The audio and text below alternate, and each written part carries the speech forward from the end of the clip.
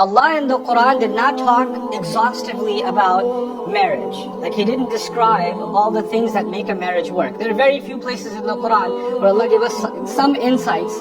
And basically it's like instead of describing the entire building, He mentioned a few pillars. If those pillars are not there, the building's going to collapse.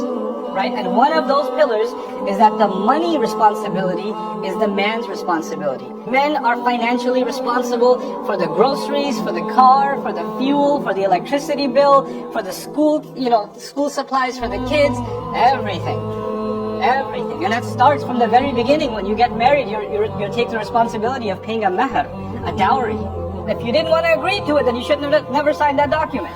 You're actually not even allowed to hint that you have trouble paying your mahr. Men aren't even allowed to hint at that. But once you're handing that money, you're not even looking at that money anymore. It ain't yours. That's part of being a man, according to the Quran. There are many men around the world whose wives are being told to go get a job and work while they're sitting at home. Muslim men. If there's a desperate situation and a wife decides to go get a job and support financially or do on her own, that's a voluntary thing she's doing that she cannot be told to do. And if she does that, if she does get a job, if she does have a business, if her father left behind some stores or some property in her name, that's her money.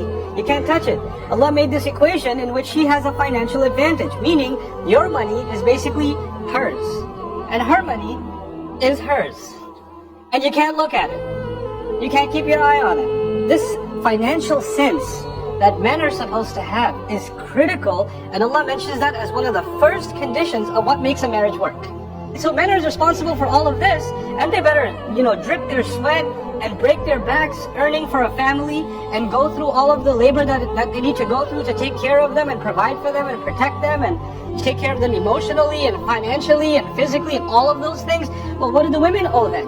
Well, what's their side of this equation? They are a source of peace and reconciliation. They are the reason tempers go down. They are the reason voices are lowered. They are the source of calm. They are the voice of reason, because this is an act of them obeying Allah Himself. This is out of their eagerness to obey Allah. They need to become a source of calm. Then He adds another responsibility for women. He says, guard what is invisible. They guard the invisible. What does that mean? It means that when the husband's out at work, they're not doing anything the husband wouldn't have wanted them to do. They're not talking to anybody who the husband wouldn't have wanted them to talk to. They don't have any friends that the husband didn't approve of. They're not having any conversations that are behind his back.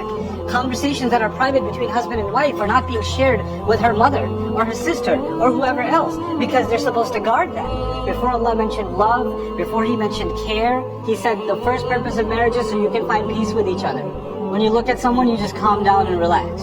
Finally, this is a place where I'll be dignified, I won't be humiliated, I won't be reminded of my past mistakes. I'm completely at ease because I'm in the presence of my spouse, husband or wife. If that's not there, then that needs to be there.